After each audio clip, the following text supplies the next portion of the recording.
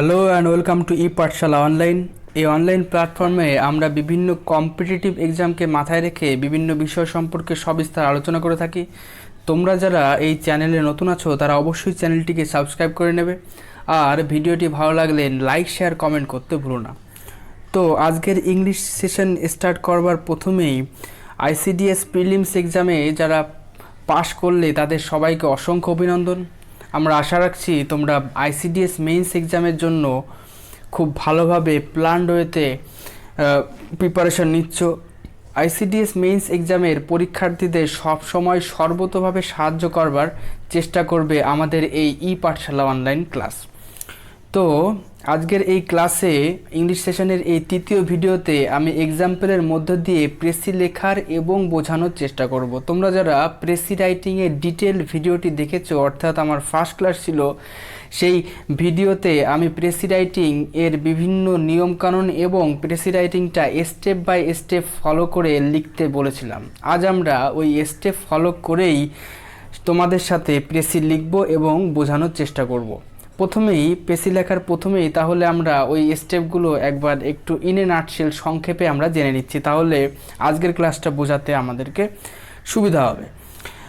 প্রথম স্টেপ কী ছিল? Quickly find out the total number of words in the given passage. অর্থাৎ যে প্যাসেজটা আমাদের দেয়া থাকবে সেই প্যাসেজের মোট শব্দ সংখ্যা খুব তাড়াতাড়ি করে আমাদেরকে বের করে নিতে হবে যদি শব্দ সংখ্যা দেয়া না থাকে। এর জন্য খুব সুন্দর একটা সহজ পদ্ধতি আমি তোমাদেরকে বলেছিলাম, যাতে করে অ্যাপ্রক্সিমেট একটা আইডিয়া আমরা পেয়ে যেতে পারি যে ওই প্যাসেজের মধ্যে মোট কতগুলি শব্দ রয়েছে। তার জন্য কি করতে হবে? প্রথমে যে প্যাসেজটা দেয়া থাকবে সেই প্যাসেজের রোগুলো কাউন্ট করতে হবে, অর্থাৎ সারিগুলো কাউন্ট করতে হবে। আর যে কোনো একটা সারি নিয়ে তার সেই সারির মধ্যে কতগুলি শব্দ রয়েছে সেই শব্দ সংখ্যা এবং সারির সংখ্যা যদি আমরা গুণ করে দিই, তাহলে খুব সহজেই আমরা অ্যাপ্রক্সিমেট একটা আইডিয়া পেয়ে যাব যে ওই প্যাসেজের মধ্যে মোট কতগুলি শব্দ সংখ্যা রয়েছে। আর এই প্যাসেজের শব্দ সংখ্যা আমরা জানতে পারলে কিন্তু আমাদের পেসির যে লেন্থ, সেই লেন্থটা কতটা হবে সেটা কিন্তু বুঝতে সুবিধা হবে। কারণ পেসি লেখার একটা গুরুত্বপূর্ণ নিয়ম হলো প্যাসেজের দেয়ার শব্দ সংখ্যার 1/3 বেশি শব্দ কিন্তু আমরা পেসিতে ব্যবহার করতে পারবো না। দ্বিতীয় স্টেপ কী ছিল? Read the passage, highlight main idea, make small points.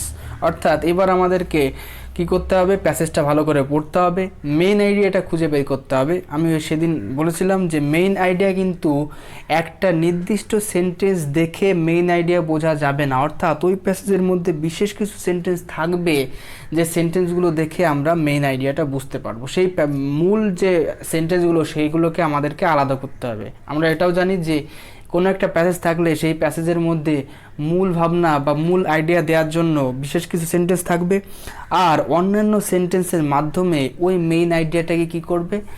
আরও বেশি ডিটেলড অ্যানালাইসিস করবে। বোঝা গেল? আমরা যেহেতু জিস্ট লিখছি সেহেতু আমাদেরকে মেইন যে সেন্টেন্স সেইগুলো আগে থেকে পৃথক বা বাছাই করে নেওয়া খুব গুরুত্বপূর্ণ একটা বিষয়। এবার ওই বাছাই করা সেন্টেন্স এর মাধ্যমে সেন্টেন্স দিয়ে আমরা কি করব? ছোট ছোট পয়েন্টস তৈরি করব, যে পয়েন্টসগুলো আমাদেরকে পেসি লেখার সময় সাহায্য করবে। তৃতীয় স্টেপ কী ছিল? Provide heading or title. অর্থাৎ এবার আমাদেরকে একটা হেডিং বা টাইটেল বা যথার্থ শিরোনাম আমাদেরকে পেসিতে দিতে হবে। ফোর্থ স্টেপ কি? Start writing your precis using the points. এবার যে পয়েন্টসগুলো আমরা তৈরি করে ফেলেছি সেই পয়েন্টসগুলো সাজিয়ে সাজিয়ে আমরা কি করব? একটা প্রেসি লিখব। এইবার যখন পয়েন্টসগুলোকে সাজাবো তখন বিভিন্ন লিঙ্কার বা সংযোজনী ব্যবহার করব, যাতে করে একটি সেন্টেন্সের সাথে অন্য সেন্টেন্সটি আরও বেশি ইম্প্যাক্ট থাকে, অর্থাৎ অর্থগত দিক থেকে আরও বেশি সামঞ্জস্যপূর্ণ থাকে। সেই কারণে আমরা লিঙ্কারটা ব্যবহার করব। ফিফথ বা লাস্ট স্টেপ কী ছিল? Count words in your precis. সবার শেষে যেটা আমরা করতে পারি সেটা হচ্ছে আমাদের যে প্রেসিটা আমরা লিখে ফেলেছি সেই প্রেসির যে মোট শব্দ সংখ্যাটা হবে সেই শব্দ সংখ্যা যদি আমরা প্রেসি লেখার পর ডান দিকে একেবারে শেষে ব্র্যাকেটের মধ্যে লিখে দিতে পারি, তাহলে কিন্তু সেটা খুব ভালো একটা আইডিয়া বা একটা ওয়াইজ পলিসি আমাদেরকে হতে পারে। তাহলে স্টেপগুলো আমরা দেখে নিলাম, এই স্টেপগুলো ফলো করেই কিন্তু আমরা প্রেসিটা লিখব। তাহলে প্রথম কাজ আমাদের প্রেসির মধ্যে শব্দ সংখ্যা নির্ধারণ করা। প্যাসেজ চলে এসছে। এই যে প্যাসেজটা দেয়া রয়েছে তোমরা দেখতে পাচ্ছ দুটি পার্টে প্যাসেজটা রয়েছে। এই প্যাসেজের মধ্যে মোট 15টি রো রয়েছে, অর্থাৎ 15টি সারি রয়েছে। আর প্রথম যে সেন্টেন্সটা দেখতে পাচ্ছ সেই সেন্টেন্সে প্রথম যে রোটা আছে সেই রোতে আমার 9টি শব্দ রয়েছে, অর্থাৎ 9 ইন্টু 15 135 এই শব্দ সংখ্যা, অর্থাৎ 135 অ্যাপ্রক্সিমেটলি 135টা শব্দ সংখ্যা এই প্যাসেজের মধ্যে রয়েছে। তাহলে আমরা যে প্রেসিটা লিখব তার লেন্থ কিন্তু এই 135-এর 1/3 অর্থাৎ 40 থেকে 45-এর মধ্যে হতে হবে। বোঝা গেল? এবার সেকেন্ড স্টেপ অনুযায়ী আমরা কি করব, প্যাসেজটা পড়বো। চলো প্যাসেজটা পড়া যাক। While wealth is a great factor for ensuring happiness of human life অর্থাৎ মনুষ্য জীবনের সুখকে নিশ্চয়তা করবার জন্য, সুখ নিশ্চিত করবার জন্য ওয়েলথ, ধনসম্পত্তি বা টাকা পয়সা এটা কিন্তু খুব গুরুত্বপূর্ণ উপাদান। It is liable to be employed by one set of people against others. আর এই সম্পত্তি বা অর্থ একে অপরের বিরুদ্ধে নিয়োজিত হওয়ার মাধ্যমে অধীনস্থ বা অর্জিত হয়, অর্থাৎ আমরা কিন্তু একে অপরের বিরুদ্ধে গিয়ে একে অপরের কাছ থেকে এই সম্পত্তি নিয়ে সম্পত্তির অধিকারী হয়ে থাকি। বোঝা গেল? Wealth has a tendency, besides পাশাপাশি wealth has a tendency to concentrate in the hands of a few. এই ওয়েলথ বা ধন সম্পত্তির একটা সাধারণ প্রবৃত্তি বা সাধারণ প্রবণতা দেখা যায় যে এটা কিন্তু সমাজের বিশেষ কিছু শ্রেণীর মানুষের হাতে কেন্দ্রীভূত বা পুঞ্জীভূত থাকে। উইথ দ্য রেজাল্ট দ্যাট, আর এই কারণে যেটা হয় সেটা হলো দ্য রিচ বিকাম রিচার, যারা ধনী তারা আরও বিত্তশালী হয়, বিত্তবান হয়, ধন সম্পদের অধিকারী হয়ে পড়ে। অ্যান্ড দ্য পুয়ার আর, এবং যারা দরিদ্র তারা কিন্তু আরও বেশি দরিদ্রতর হয়ে পড়ে। এখানে একটা ভালো গ্রামাটিক্যাল রুলের কথা তোমাদেরকে বলছি। দেখো, রিচ এবং পুয়ার এই দুটোই কিন্তু অ্যাডজেক্টিভ, বিশেষণ, কিন্তু এর আগে যখন আমরা একটা দা নামক ডেফিনিট আর্টিকেল ব্যবহার করলাম তখন কিন্তু এই অ্যাডজেক্টিভটা আর অ্যাডজেক্টিভ থাকলো না, হয়ে গেল নাউন। তোমরা দেখতে পাচ্ছ দ্য রিচ বিকাম রিচার, অর্থাৎ রিচ বিকাম এই সাবজেক্ট ভার্ব এগ্রিমেন্টটা হয়ে যাচ্ছে। সাবজেক্ট আমরা কি হয় আমরা সবাই জানি, নাউন আর প্রোনাউন এই দুটো পার্টস অফ স্পিচ কিন্তু সাবজেক্ট হতে পারে। তাহলে দ্য রিচ এখানে নাউন হিসাবে ট্রিট হচ্ছে। এবার তাহলে আমরা কি, এবার মানেটা এরকম, এর কীরকম হতে পারে? রিচ মানে হলো ধনী। এবার তার আগে যখন আমরা রিচ দিয়ে দিলাম তখন কিন্তু ধনী সম্প্রদায়ভুক্ত সমস্ত লোককে একত্রে বোঝানো হলো দ্য রিচের মাধ্যমে। আবার যখন আমরা পুয়ার বললাম, পুয়ার মানে দরিদ্র, তার আগে দা যখন ইউজ করছি তখন কিন্তু ওই দরিদ্র সম্প্রদায়ভুক্ত সমস্ত লোকজনদের একসাথে আমরা বোঝাতে পারছি। তোমরাও কিন্তু এইভাবে বিশেষ গ্রামাটিক্যাল রুলটা ব্যবহার করতে পারো এই অ্যাডজেক্টিভের আগে দা বসিয়ে। আর এক্ষেত্রে তোমরা দেখতেই পাচ্ছ যে দা রিচ, দা পুয়ার এই দুটোই কিন্তু প্লুরাল ফর্ম হয়ে যাবে। তার একটাই কারণ, যেহেতু সমগ্র শ্রেণীভুক্ত লোকদের বোঝানো হচ্ছে। দা রিচ বিকাম, দেখছো প্রেজেন্ট ইনডেফিনিট টেন্স, বিকাম হয়ে গেছে, বিকামস কিন্তু হয়নি। তো চলো আবার পড়া যাক। In the existing conditions of society, সমাজে বিদ্যমান অবস্থা পর্যবেক্ষণ করলে উই ফাইন্ড, আমরা দেখতে পাই যে there are classes of people who are miserable. এই সমাজে বিশেষ কিছু সম্প্রদায়ভুক্ত লোক রয়েছে যারা খুব মিজারেবল, অর্থাৎ খুব কষ্টের মধ্যে দিন কাটায়। অ্যান্ড আনহ্যাপি, তারা কিন্তু খুব অসুখী থাকে। While there are others who are rich, well fed and comfortable. কিন্তু এই সমাজে অন্য কিছু সম্প্রদায়ভুক্ত লোকও থাকে যারা কিন্তু খুব ধনী হয়, ওয়েলফেড অর্থাৎ হৃষ্টপুষ্ট হয়, অ্যান্ড কমফোর্টেবল এবং খুব আরামদায়ক জীবনযাপন করে। বোঝা গেল? Such differences in economic conditions are mainly due to the wrong distribution of wealth in society. এই যে ডিফারেন্স, এই অসামঞ্জস্য, এই ডিসপ্যারিটি, এই অসাম্য অবস্থা, ইকোনমিক কন্ডিশন অর্থাৎ আর্থিক দিক থেকে যেটা হয় সেটা মেইনলি যার কারণে হয় সেটা হচ্ছে wrong distribution of wealth in society, অর্থাৎ সমাজে ধনসম্পত্তির রং ডিস্ট্রিবিউশন অর্থাৎ অসম বন্টনের কারণে সমাজে এই ধরনের ডিসপ্যারিটি, ডিফারেন্সেস, অসামঞ্জস্য, অসাম্য অবস্থা তৈরি হয়। বোঝা গেল? In considering the welfare of the society, আমরা যখন একটা সোসাইটির ওয়েলফেয়ার অর্থাৎ সমৃদ্ধির কথা বলছি, সমৃদ্ধির কথা বিবেচনা করছি, we must not refer to the individual fortunes or conditions of life. আমরা কিন্তু একজন ব্যক্তি বিশেষের সম্পত্তি বা ওই ব্যক্তি বিশেষ কীরকম লাইফস্টাইল লিড করে, ওই ব্যক্তি বিশেষের জীবনশৈলী কেমন, তার উপর ভিত্তি করে কিন্তু একটা সমাজের সামগ্রিক সমৃদ্ধি নির্ভর করে না। বাই হিউম্যান ওয়েলফেয়ার এই কথাটির মাধ্যমে উই আর টু মিন আমরা যেটা অর্থ করি তা হলো the greatest good of the greatest number, অর্থাৎ সমাজের বৃহত্তর অংশের মানুষ কিভাবে জীবন কাটাচ্ছে, কতটা ভালোভাবে জীবন কাটাচ্ছে, কতটা ভালো পলিসি বা কতটা ভালো দিকগুলো তাদের কাছে পৌঁছে দেওয়া যাচ্ছে, তার উপর কিন্তু একটা সমাজের সামগ্রিক সমৃদ্ধি নির্ভর করে। তাহলে আমরা প্যাসেজটা পড়ে নিলাম। এই প্যাসেজের মধ্যে এবার আমরা মেইন আইডিয়া দিয়ে যাচ্ছি এমন কিছু সেন্টেন্স, অর্থাৎ খুবই গুরুত্বপূর্ণ সেন্টেন্সগুলোকে আমরা তুলে নেওয়ার চেষ্টা করব। চলো আমরা সেন্টেন্সগুলো বেছে নিই। প্রথম যে সেন্টেন্সটা, প্রথমে ইম্পর্টেন্ট সেন্টেন্স প্রথমেই রয়েছে, তোমরা দেখতে পাচ্ছ wealth is a great factor for ensuring happiness of human life, অর্থাৎ মনুষ্য জীবনে সুখ নিশ্চয়তা করবার জন্য, সুখ নিশ্চিত করবার জন্য ওয়েলথ একটা গুরুত্বপূর্ণ উপাদান বা ফ্যাক্টর। বোঝা গেল? এই সেন্টেন্সটা কিন্তু খুব গুরুত্বপূর্ণ, কারণ এটার মাধ্যমে আমরা একটা ধ্রুব সত্য পেয়ে যাচ্ছি। বোঝা গেল? এবার দ্বিতীয় ইম্পর্টেন্ট সেন্টেন্সটা দেখো, তার পাশে রয়েছে wealth has a tendency to concentrate in the hands of a few with the result that the rich become richer and the poor poorer. ওয়েলথের একটা সাধারণ প্রবণতা থাকে যে এটা একটা সমাজের বিশেষ কিছু শ্রেণীর মানুষের মধ্যে কেন্দ্রীভূত বা পুঞ্জীভূত থাকে, আর যার ফলস্বরূপ ধনীরা আরও ধনীতর হয়ে পড়ে আর দরিদ্ররা কিন্তু আরও দরিদ্রতর হয়ে পড়ে। দুটো সেন্টেন্স আমি পেয়ে গেলাম, ইম্পর্টেন্ট সেন্টেন্স। এবার তৃতীয় ইম্পর্টেন্ট সেন্টেন্সটা কি তোমরা দেখে নাও। Such differences in economic conditions are mainly due to the wrong distribution of wealth in society. এই ধরনের যে ডিফারেন্সেসগুলো আমরা ফেস করে থাকি অর্থনৈতিক দিক থেকে, সমাজের যে এই ধরনের অসাম্য অবস্থা, তার জন্য প্রধান কারণ হচ্ছে সমাজে সম্পত্তির অসম বন্টন। এই কথাটা এই জন্যই ইম্পর্টেন্ট, কারণ এই কথাটির মাধ্যমে লেখক আমাদেরকে খুব ভালোভাবে বলতে চাইছে যে সমাজে একটা অসম বন্টন অফ ওয়েলথ রয়েছে। যদি আমাদেরকে সমাজের বৃহত্তর অংশের কাছে পৌঁছে দিতে হয় ভালোটা, তাহলে কিন্তু এই অসম বন্টনটাকে আমাদেরকে কী করতে হবে, সমবন্টনে নিয়ে যেতে হবে। এখানে কিন্তু একটা সেলফ সাজেশন আমাদেরকে এই লেখক দিয়ে দিচ্ছে। লাস্ট ইম্পর্টেন্ট সেন্টেন্সটা কি আছে, by human welfare we are to mean the greatest good of the greatest number.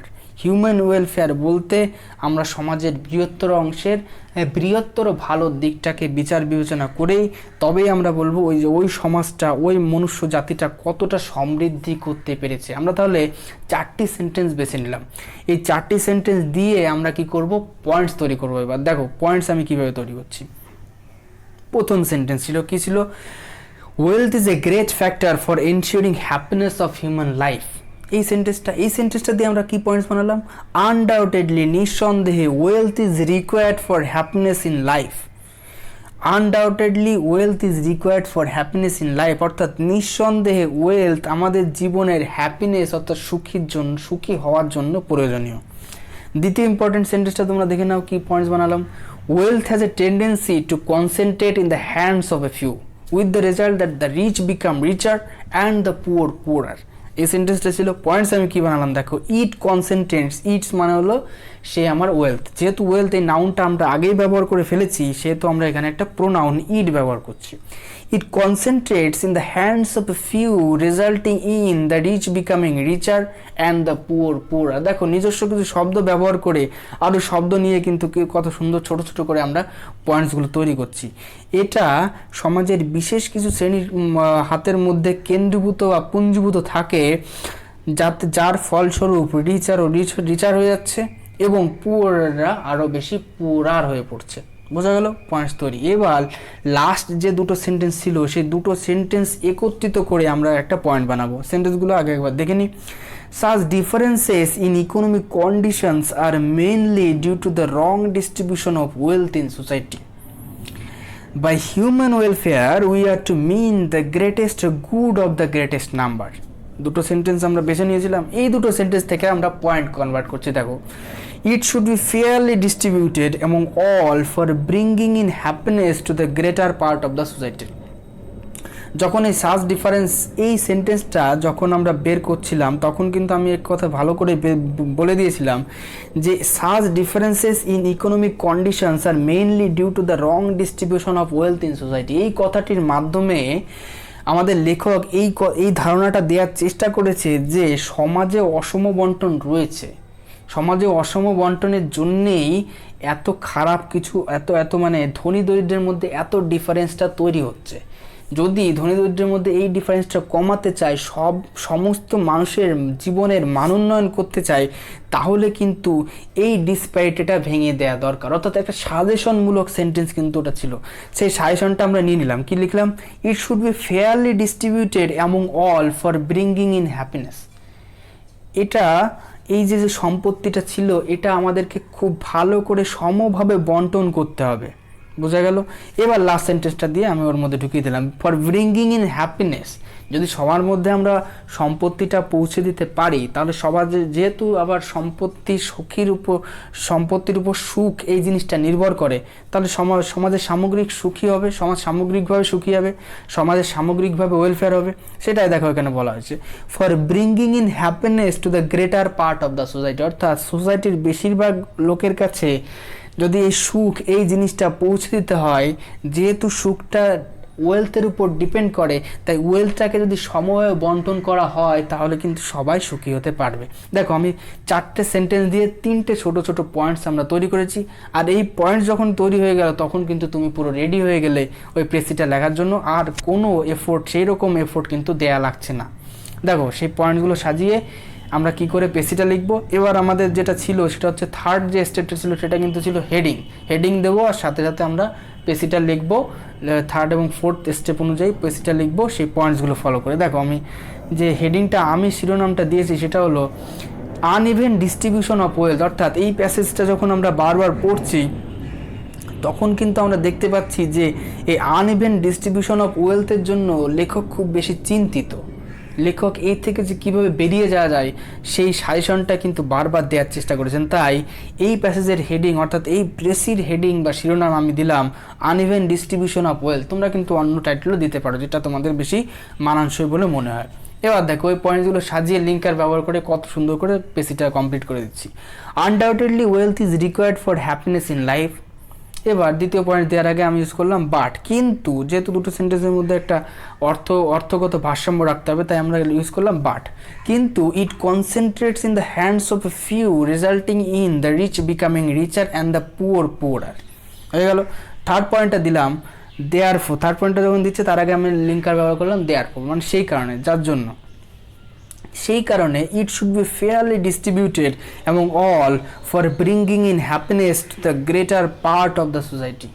দেখো, কিছু লিঙ্কার, এই বাট দেয়ারফর লিঙ্কার ব্যবহার করে আমরা ওই পয়েন্টসগুলো যুক্ত করে একটা সুন্দর পেসি তৈরি করে ফেললাম।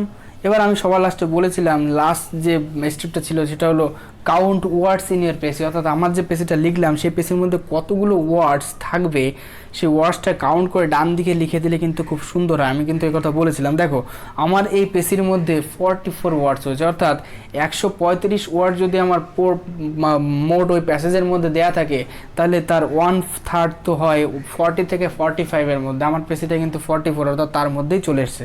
অর্থাৎ আমার এই পেসির লেন্থ কিন্তু পুরোপুরি ঠিকই আছে। বোঝা গেল?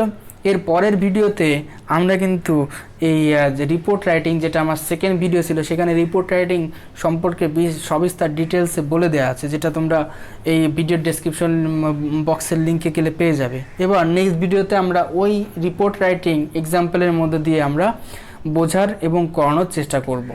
আর একটা বিষয় বলে রাখি যে ICDS মেন্স এক্সামের জন্য আমরা কিন্তু গ্রামাটিক্যাল ইংলিশ পোর্শনটাও শুরু করতে চলেছি, অর্থাৎ ইংলিশ গ্রামারও শুরু করতে চলেছি।